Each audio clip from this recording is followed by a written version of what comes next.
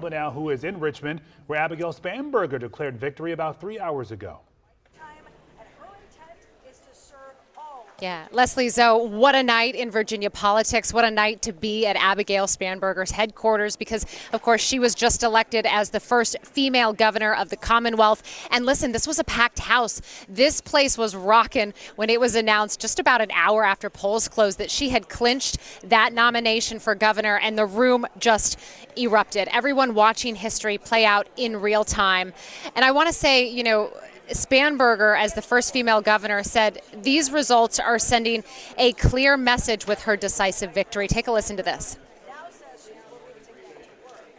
I know in my heart that we can unite for Virginia's future, and we can set an example for the rest of the nation.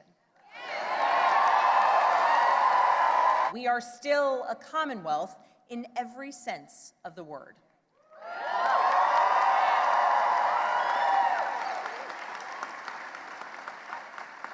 We are built on the things we share, not the things that pull us apart. And I am proud that our campaign earned votes from Democrats, Republicans, independents, and everyone in between.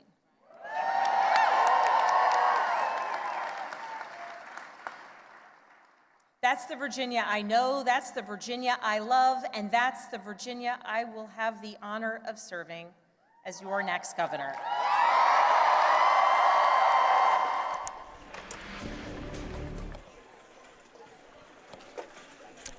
I want to talk about two different things here, polling and political rhetoric, because we have been seeing, you know, especially in the polls leading up to election night with some of the voter turnout, we saw some speculation, some numbers that Abigail Spanberger was leading decisively, up to 10, 11 percentage points over her opponent, Winsome Earl Sears. So that did translate into voter turnout on election day.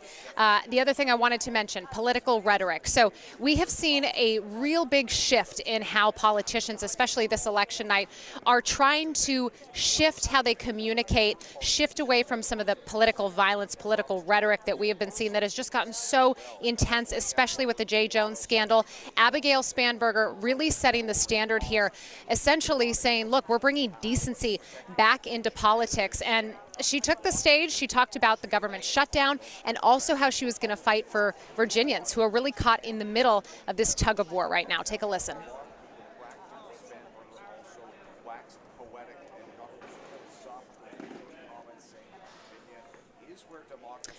So she called on Congress essentially to close the government shutdown, to stop the government shutdown. Of course, it's so rare, right, that we see a historic government shutdown at the same time in tandem with this election night. So that's what we watched play out. She says her focus now really is on defending Virginians and how she's going to go to bat for them, not only in Washington, but really in the Commonwealth, how she's going to stand up, push back against Donald Trump. We'll see if this is a referendum on Donald Trump. We'll see how this plays out for the 2026 midterm elections. But regardless of how you voted tonight, a historic evening in Richmond as we watched Virginians elect the first female governor of the Commonwealth. Back to you all. Yeah, she can celebrate tonight, but tomorrow the work begins. Yeah, in the midst of a shutdown, lots of layoffs. There was a lot of work to do. Simone, thank you.